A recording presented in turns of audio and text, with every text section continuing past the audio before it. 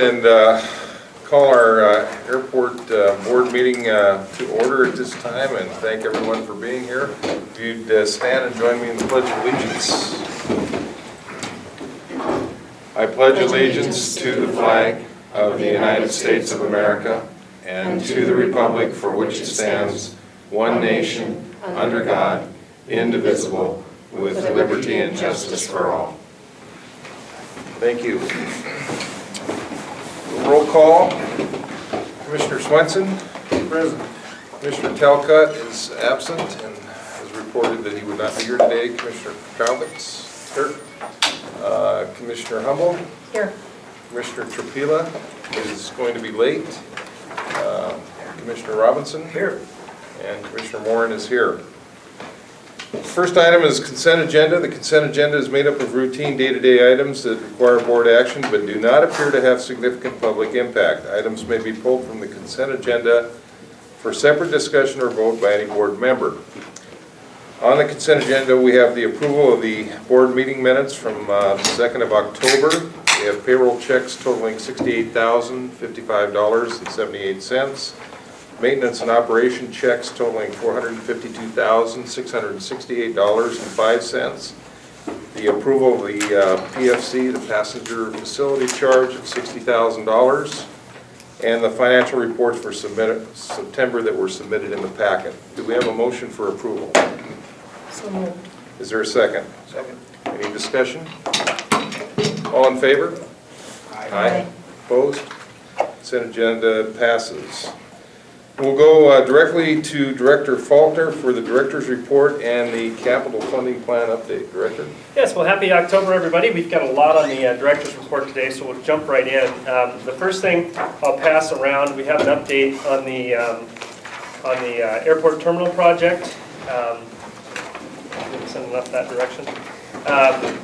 In the last month, work's progressed on the project. You can see they're starting the restaurant, the final restaurant seating area now. That's the area just outside the door there where you can see they've got some of the carpet stripped up and they're installing the corner brackets for there'll be some stacked stone around that area and new seating, and then we'll eventually have a new light fixture that'll hang down from the ceiling there to kind of isolate that area in space. Out back on the loading dock, they've completed the installation of the stormwater pipe back through the back docks, and that work's all repaved and finished.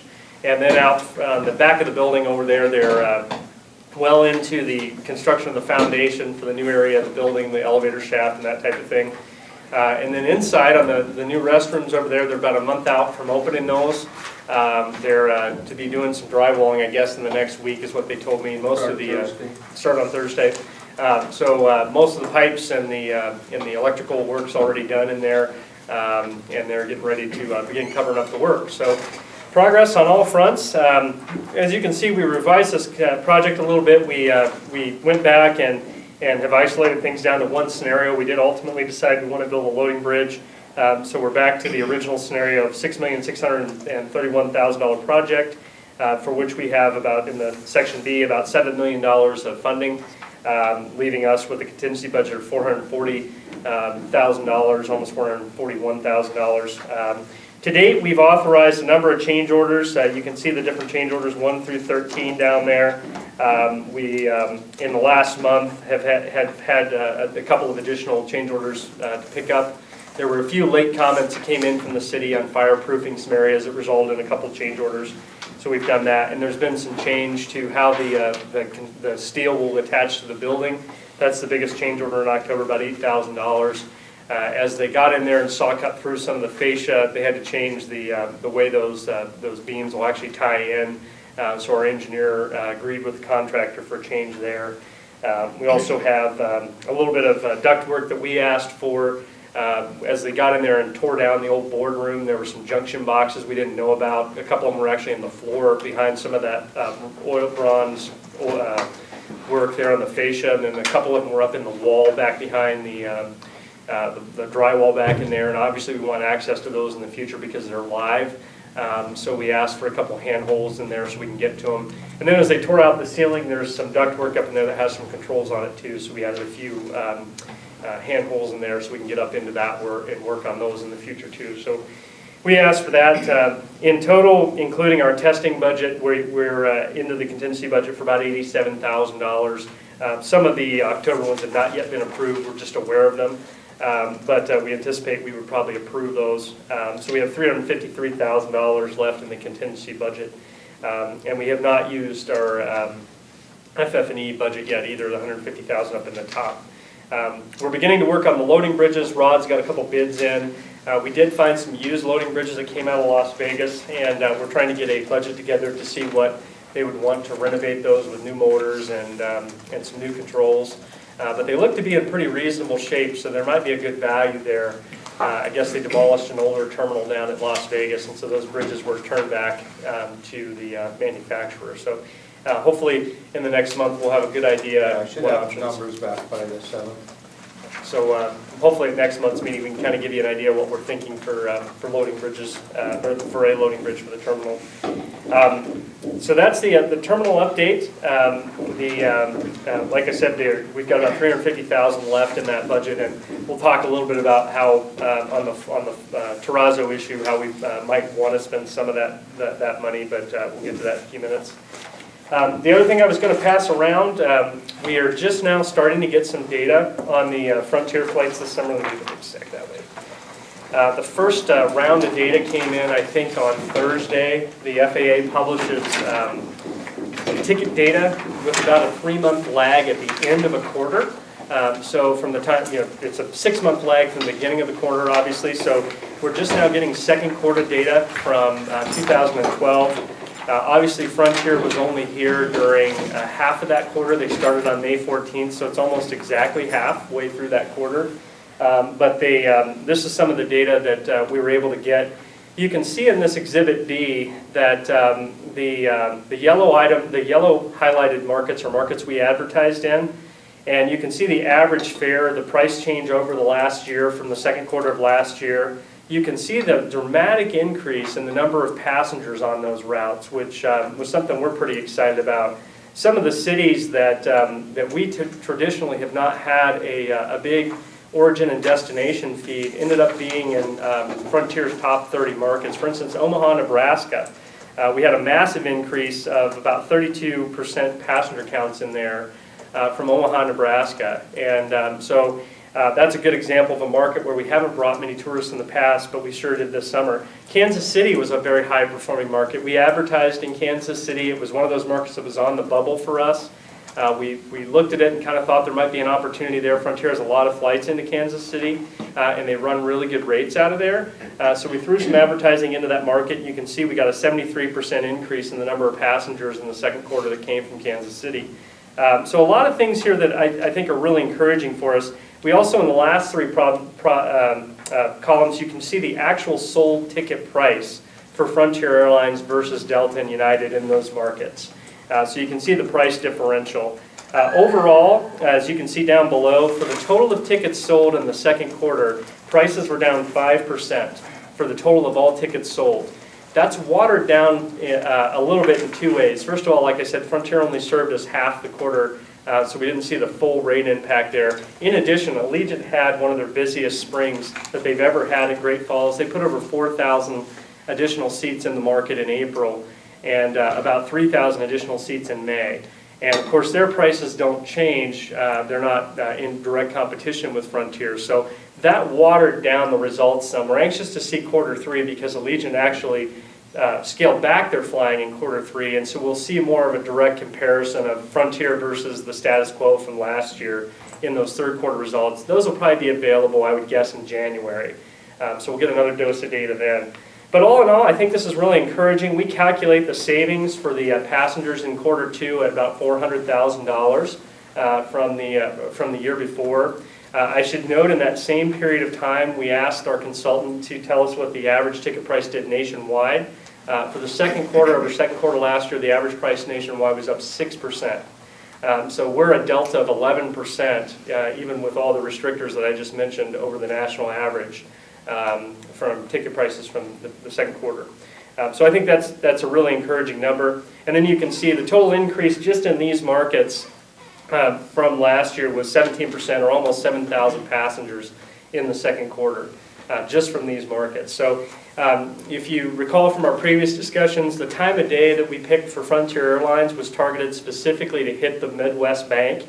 If we would have moved the flight forward any, you begin to lose the Midwest bank. Some of the eastern markets like Florida, Detroit, Indianapolis, you miss those markets.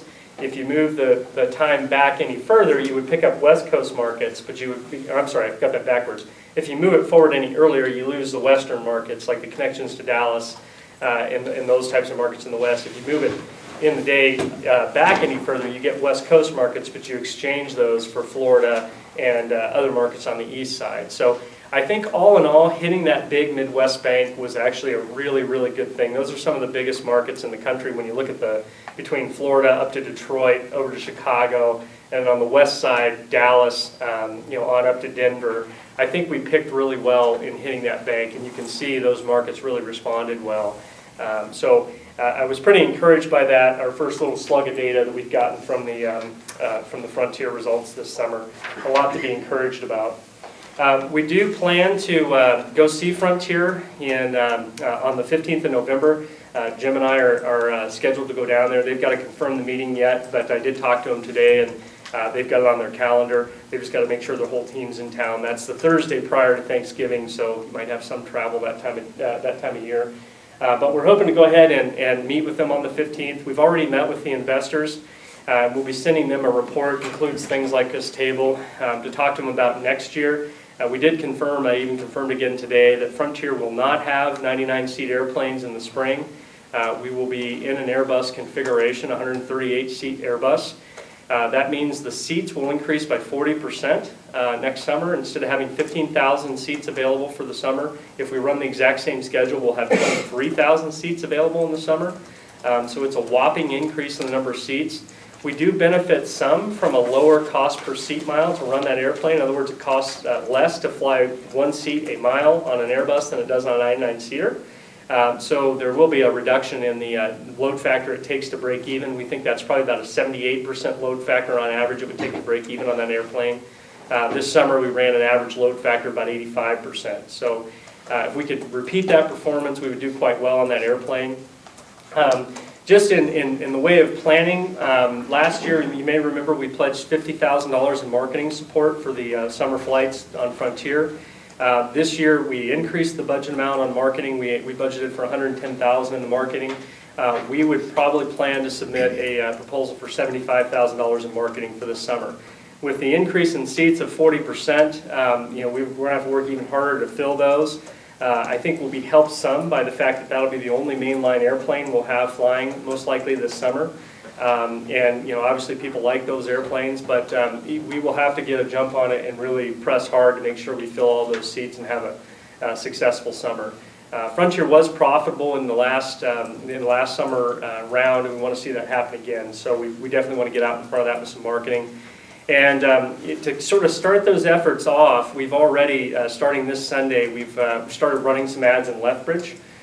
We've not historically had a whole lot of repeated advertising in Lethbridge. We're now targeting that market directly with some ads similar to what we ran in Great Falls this summer, where we'll be putting our best weekly rates out there for the different airlines, any good rates we see. I think the first run will probably have Denver, Las Vegas, Phoenix in it.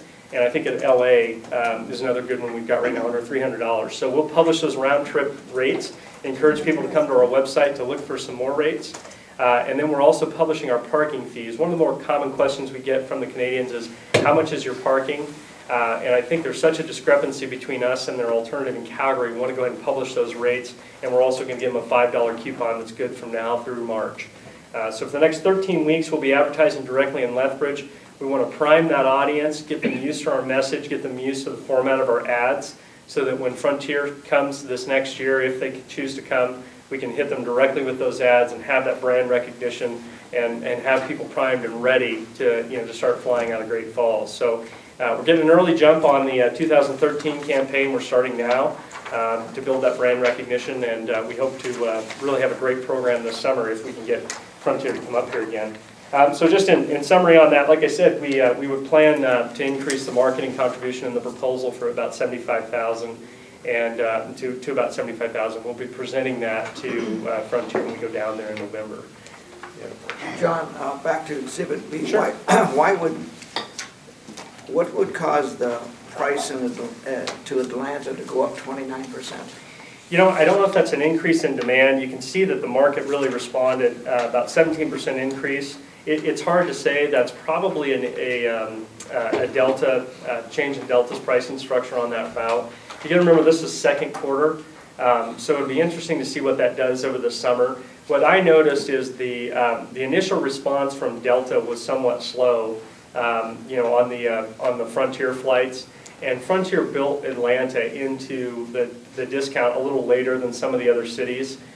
They started running about $340 rates. It lasted through the rest of the summer. So I would expect to see in the next round that average Frontier fare to drop, along with the average Delta fare on that too.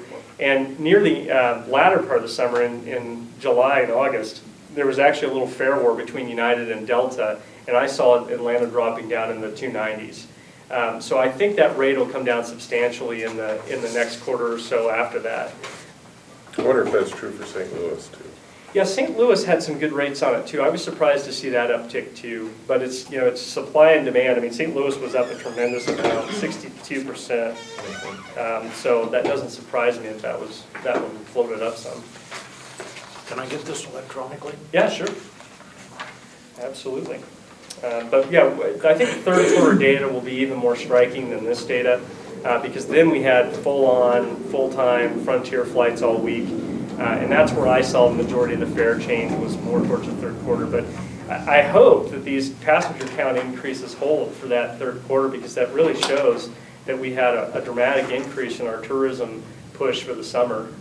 You know, these markets are solid, especially the ones we advertised in. I thought we did really well. Any other questions for John on Frontier? And that's all I have on the director's report. All right, great. Do you, you mentioned we were going to go down there. Do you have anything else to say in that regard, or do you want to? No, you know, we'll continue to work in conjunction with the chamber with the investors, and hopefully have a good package for them when we go down there in November. Okay, very good. Any other questions? All right, we'll move to our first action item. Oh, did you have anything on the capital? No, we're still working on that for next year. I saw a draft of it this morning that I thought was pretty good. So we're still trying to get that ironed out. The FAA typically likes to get that before the end of the year, so we're going to hopefully get them a revised CIP here in the next month, and then we'll come back and update the board on that as we get that ironed out for next year. Okay, great. So we moved to our first action item, which is the rental car RFP, and I think everyone received the results of that. And so, Director, you want to walk us through that? Sure, and I'll actually ask Laura to do that for us. She ran that RFP for us. Great. Our current contract for our car rentals comes up at the end of this calendar year. So we went ahead and advertised an RFP for those 4 spots, the counter spots that we have down there. And we were very pleased with the results that we got in a couple of different ways. We got good minimum annual guarantees that were up from the last 5-year contract that we had. And we also had a 5th company interested for the first time, Enterprise, which they're here today. So it gave a very competitive environment. One thing, the contract is very standard, and it'll be the same going forward, but the one thing that did change to help with that competition is the highest minimum annual guarantee for total for the 5 years. They will get to choose their counter space. So it'll require people to move around a little bit, which is a little bit of a sore spot, but it did give a benefit to that company that had the highest bid, which was National. So they'll be choosing a counter that's a little bit more visible than the one that they're currently in. So we had, as I said, very good bids with a total, with National being number 1, followed by Hertz, then Avis, then Enterprise, which has knocked out Thrifty Dollar, which theirs was pretty low, not very competitive, and they're upset that they're not here, and they're saying that they're going to shoot for it and come back in 5 years, which is a good sign too. So if with that, the staff would recommend that you accept the bids as presented, and we would move forward with contracts that would start January 1st, And just 2013. And just looking at that, starting in January, I think, we were calculating on Friday, the revenue, the minimum annual revenue from the rental cars will go up by about $80,000. Is that pretty consistent with? Basing it off the MAGs. Right, so that's annual, but, so it'll start in January, we'll get monthly installments off the minimum annual guarantees by about, increased by about 80,000. So, that's a good sign right there. And I think, this is really emblematic of the growth we've had. The airport will, at the end of the year, have been up about 20% in the last 2 years. And with, if we're successful in bringing Frontier back next summer, we think, we have a really robust program for next summer too. So, I think it's a good sign of the growth we've had. Very good. So what we need from the board at this time is a motion for approval of the results of the bid and an authorization to staff to go ahead and enter into a contract to contract with the top 4 respondents. So is there a motion? So moved. Is there a second? Second. Is there a discussion? Any discussion? Seeing no further discussion, all in favor? Aye. Opposed? All right, passes. Thank you very Sorry, much. Jim, did you want to add anything? Sorry. Can we just ask one question as those contracts go forward? I'm Kyle Spencer with Enterprise Rental Car. Yes. Will we have any access prior to January 1 go live date for any type of preparation, wiring, those types of things? And if so, what might that be? We're working through that right now, and I've talked to 2 of the agencies for where they want to move. Okay. And I can't say with 100% certainty right now, but I think that you'll be able, I think there'll be one that will be moved out of, and we'll coordinate those dates, and absolutely we'll let you get in there and look at them beforehand and figure out what you need to So we do. just want to be ready for that January 1. Yep. You bet. Any other questions? Okay, from the audience, anyone else? Sorry, I didn't see you back there. Thank you very much. All right, and we will now move to the land broker contract extension. You may remember last spring, we entered into a contract with Kidder Matthews to represent the retail property at the Falls Gateway Center out along the highway. Over the last few months, they've brought us a number of leads, one of which we're still working with a developer we think would be a good match for our property. And their contract, we assigned initially a 6-month contract and kind of said we'll see how it goes and if they're, see if we would extend that. We're at that point now. The contract has expired.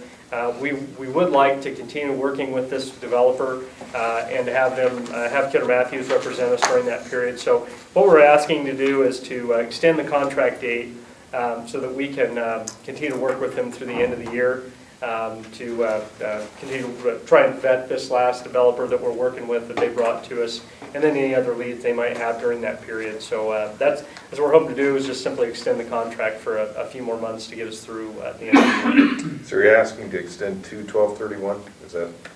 Yeah, that's the, is that? Yeah, and it would extend it to February 21st, 2013. It'd be, Oh, February yeah, so 20. we'd be at a full year contract at that Gotcha. point. But yeah, we're thinking between now and February, we can probably vet the last developer that we're still working with. We have got, at the current time, we've got a lease out to that developer right now, and we're expecting comments back. So we think there's still a good lead there. It's a developer, we thought the product line was pretty good and would be a good match with our property. Okay. So the chair would entertain a motion to extend the exclusive listing agreement to February 21, 2013, as presented by the director. Mr. Chairman, I move that we extend the contract with Kidder Matthews. Is there a second? Second. Is there any discussion? What was this date, February of 2013? February 21st, 2013 is when it would expire. That would be, at that point, we'd be through a complete year. We initially did a 6-month contract, and what we're recommending is that we go ahead and extend that out to, to full year. So our extension is actually past. We are past. We are Yes, past. it expired, and we had some discussions about whether or not we were going to continue to, to move forward with this developer, but the one developer that they did bring to us that is interested in the property, we're still working with. So we figured we better go ahead and extend it rather than wait for this transaction. If it does go forward, it's just taking a little longer than we thought to decide whether or not this developer is gonna take our property or not. But we think between now and the end of February, we should have a good idea whether we're gonna work something out with them or not. We had thought, there was no reason, if we were gonna execute something with the developer, there was no reason to extend the broker contract because we would actually do the compensation through the lease. So we would have a contract, but it's dragging on a little longer than what we initially thought, so. Do you have any sense for success rate between now and then? I don't. We have this one developer that seems pretty interested. I think the economic climate in Great Falls has continued to improve, with that Canadian company that's looking to come here, and certainly the unemployment rates continue to really hold in there strong. It's just a matter of whether or not any national companies are interested in moving. Kohl's was talked about in the community over the last few months. You may have seen Kohl's turned in a horrible quarter. Of course, Best Buy is in really bad shape. Lowe's is closing stores. So there's, I think the developer's got to kind of gauge, whether or not there's any of these people that would be interested in moving on a project in Great Falls. I think our economics are great, and I think the retail reports show we're underserved in a number of categories: women's clothing, children's clothing, electronics. That could be great candidates, but it's just a matter of whether or not any of the retailers are in a good enough position to make a move into a market like us. But from everything I've seen, certainly there's a lot of interest in Great Falls right now. The restaurants continue to move in. Last year we had a number of retailers move in, Big Lots and so forth. So I think if this developer decides he can put a project together, I have no doubt they have the resources to do it. But I couldn't tell you what's in his mind in terms of what it would take to get him there. Okay. Any further discussion on the motion? Any further discussion? All in favor of the motion? Aye. Opposed? Motion passes. Thank you.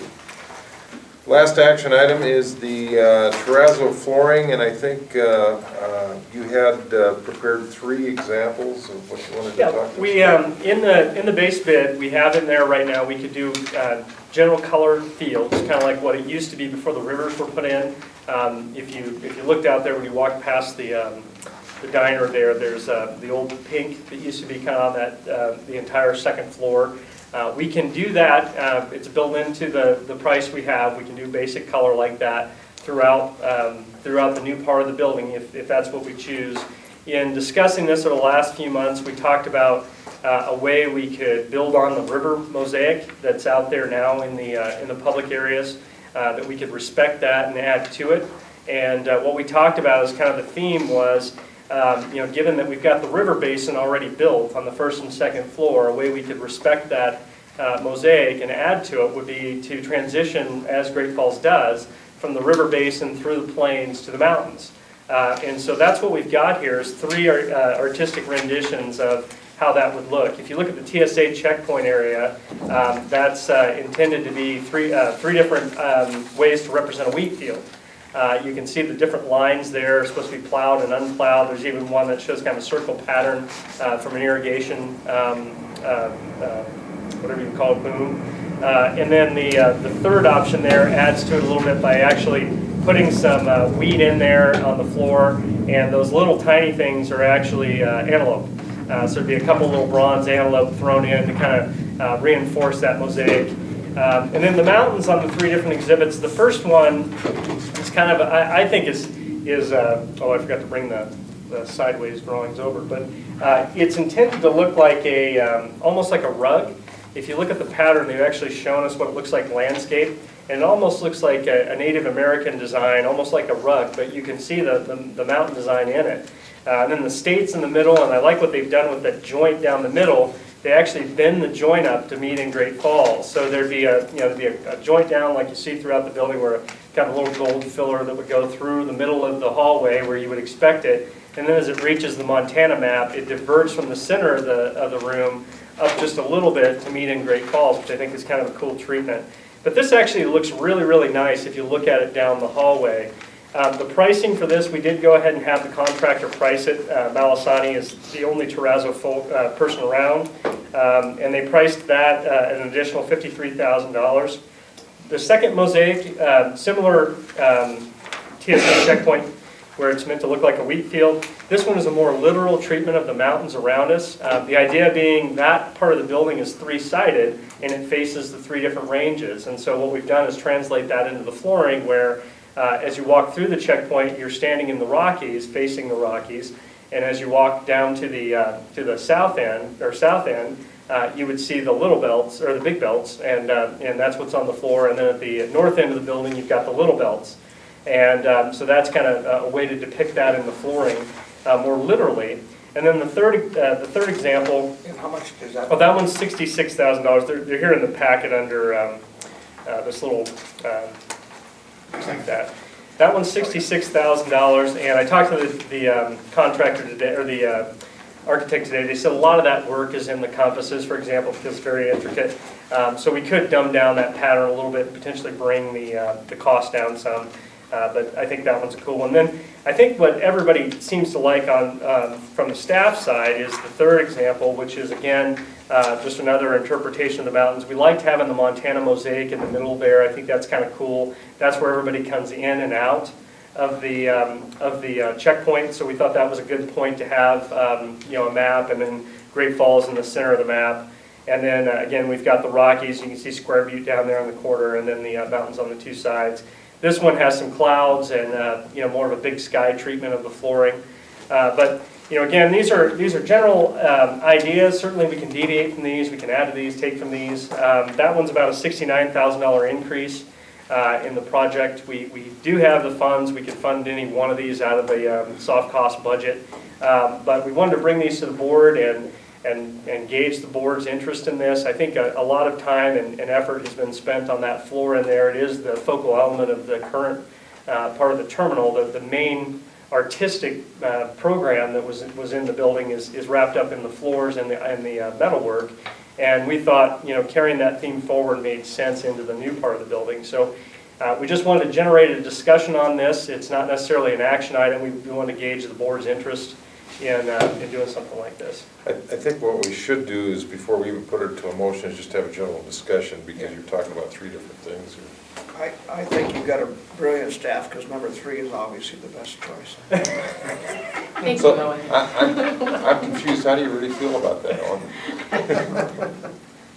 No, I mean, to me, it makes a lot of sense that the number 1 is good because it still has the map, but there is some confusion on whether it's mountains or whether it's some kind of a design, like you said, Native American design, which would be okay, but we're trying to stick to one theme. The third one I like because it has the map, but the third one, obviously, it's mountains and clouds above. It just makes a lot of sense. Yeah. I really like the Montana map theme, but after sitting and looking at it for a long time, I like number 2 the best. Well,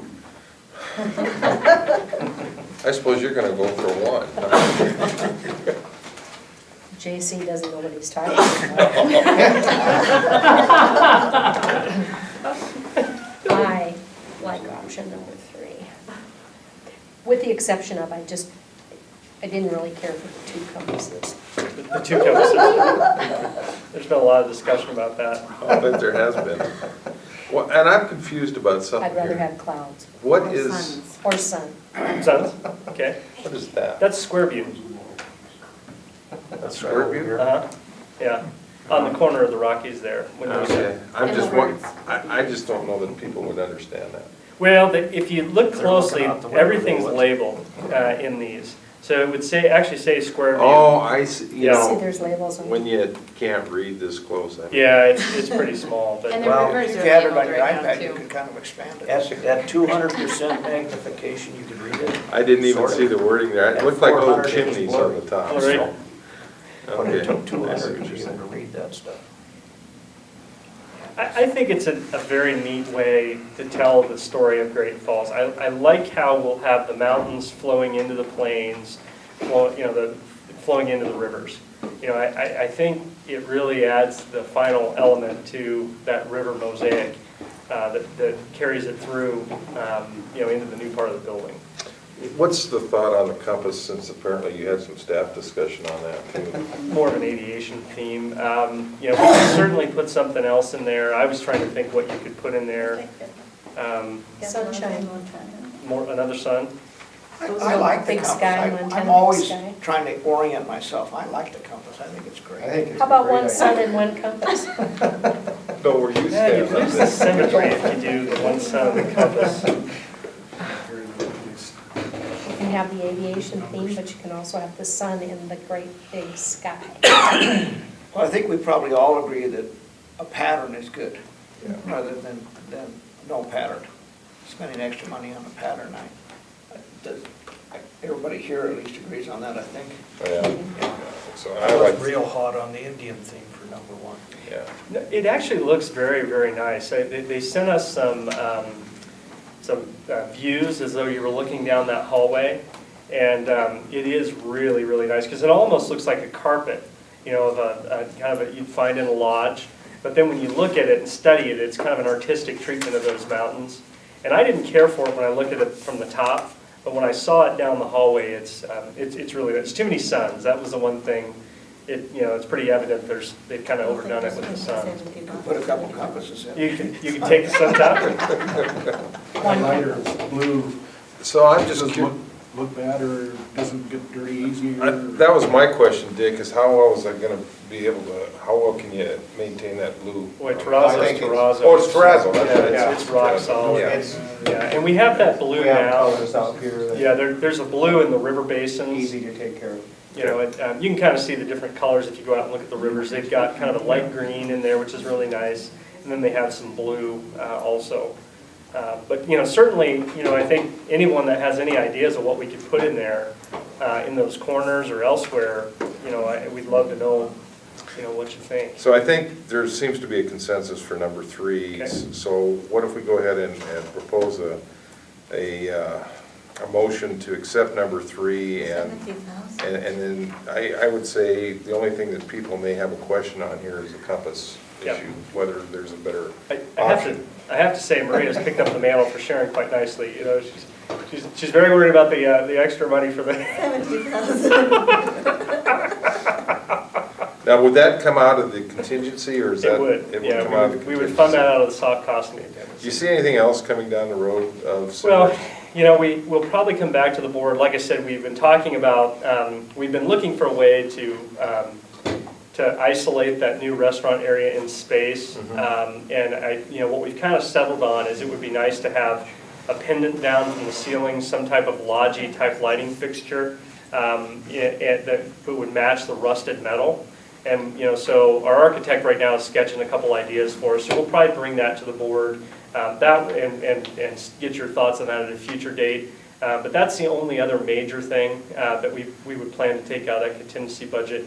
And there's been some other ideas over time about, maybe we should replace the carpet and the whole loading bridges and stuff. As we get down towards the tail end of the project, those are the types of things that, we can bring back to the board and say, okay, we think we'll have this amount of extra money, should we go ahead and do some of that, and do some of that, carpet replacement, refreshes in the hallways, those types of things.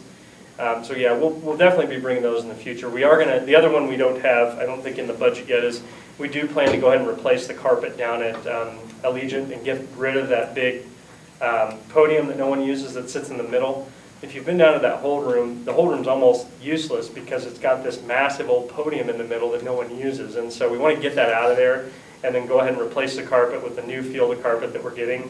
So that, is one thing we will fund out of there. And we think that'll be about $6,000. So that'll be about $6,000. But for the most part, no, we don't have any other, major elements we plan to take out of that. This would be the, one of the bigger elements, and if we decide to do a lighting fixture. But of course, we can wait on the lighting fixture till the very end too. We just want to get some ideas and pull together a theme. And this would take us down to about 70,000, or 400,000 left over. Well, we've got 385 right now, so we'd be 385. around 300. 300,000, after we did this. Okay, So what is it, John, that adds that much more cost to option 3? It's the intricacy of the work. If you look at what he has to do, it's more or less, it's an epoxy that gets mixed together, and then he's got to pick the rocks. And he brings with him, when you talk to him about something like this, he brings a fishing tackle case full of different color rocks. And so what he says is, okay, for this mountain, I propose this rock, a field of these rocks. And so he'll have a bunch of them in there, and you kind of look at the field and go, that's about right. So he's got to literally go in there and add the rock in sections. And when you get down to the compass, where he's got to do it in very minute detail, that's when it gets pretty tedious for him to pick and make a pattern out of that rock. So the compasses probably add quite a bit of the cost? Yeah, and that's what when I talked to the architect this morning, he thought, and the biggest difference, because if you look at the price differences, to go from design 1 to design 2 is $14,000. And, so I was asking Kevin Stockton from RS&H, when I look at the two, it doesn't look like that much difference in material, but what he was saying is there's a lot more intricate work in 2 versus 1. And so, he thought maybe if we got rid of the compasses and went to like a sun, that's all one color, a big blob circle, that would be easier for him to do. So that's the kind of thing we can play with some and see if that brings the cost down. We can certainly propose that to the architect and see if we can get the cost down that way.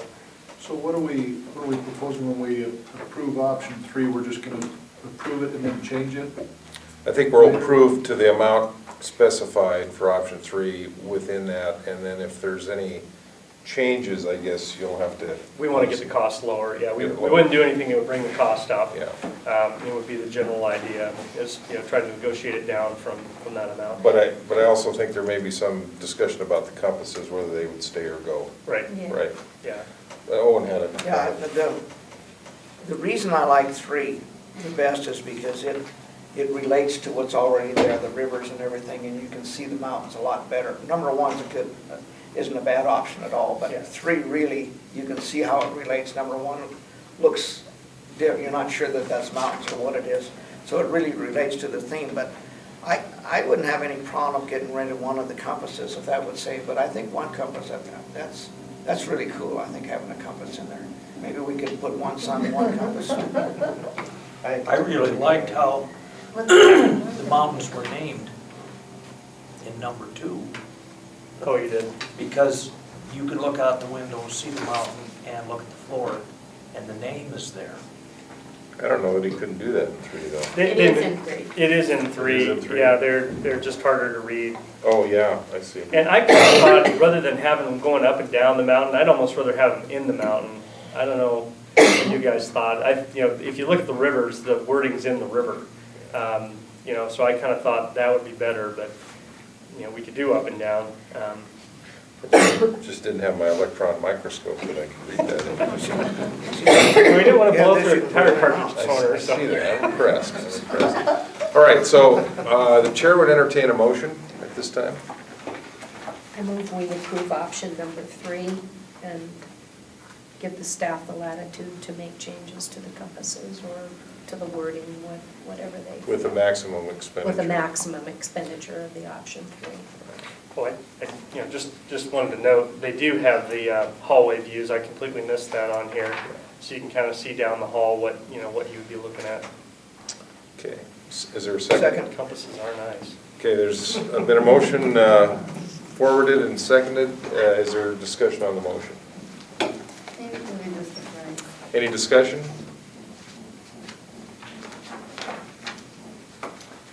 Did you have some? Is there someone back there? Anyone from the audience? You might as well say something since, any thoughts? Dwight? I like the theme in the terminal. Okay. All right. Seeing no further discussion, all in favor? Aye. Aye. Opposed? All right. I hope that gives you the direction you need on that. It does, that's perfect, thank Good. you. All right. And one other thing I'll note too, if you may recall from previous months, we're working with the Interpretive Center. They're going to sponsor the art wall, which is just to the right of the stairwell on these. So I think this theme, will fit in really nicely with some Lewis and Clark memorabilia. They were talking about maybe even some cases with museum artifacts in them. So, I think that'll really tie in nicely with the history element of that part of the building too. So, should be a real fun part of the building. Very good. Okay, next on the agenda is Airport Authority Board comments. Commissioner Swenson. Don't have any. Have any? JC. I missed last month's meeting. And last month, we had a general aviation poker run and barbecue. Our airport director, his wife and daughter attended our little function, and everyone there was most appreciative of John showing up and being part of aviation, general aviation in Great Falls. Good. Very good. Thanks. Anything else, JC? No. Okay. Commissioner Humboldt. Yeah. Commissioner Robinson. None. The only comment I have is I just want to thank John for coming and talking to the stakeholder group and also the chamber about the progress we've made with Frontier Airlines. I think we're guardedly optimistic that we're going to be able to get them back next year. And I think that, as John indicated, we do have our, it's definitely a higher hurdle to reach, but I think the one advantage that we have is I think we're going to know a lot sooner, and I think that's going to really benefit us from an advertising standpoint. So, again, I commend you and the staff, because I think we actually had a successful launch for the first year, and that's not always easy or successful. So, good job on that. Appreciate it. With that, any public comment? Dwight? Does the airport still have a policy for off-airport rental cars? Yes, Is that still in place and unchanged? yes. But we're increasing the concession amount though. Yeah, it will change. We're doing a survey to see to get in line with others. So it'll increase a little bit. So then 50 would fall into that category then? Presumably so. I think we're at a 6% Right. concession right now, and in my experience, most airports are at 8. Some are even at 10 now. So we'll probably move that up a stitch. Okay. Okay. Any other public comment? All right, we'll go ahead and adjourn this, and our work session will start right at 2 o'clock. Thank you.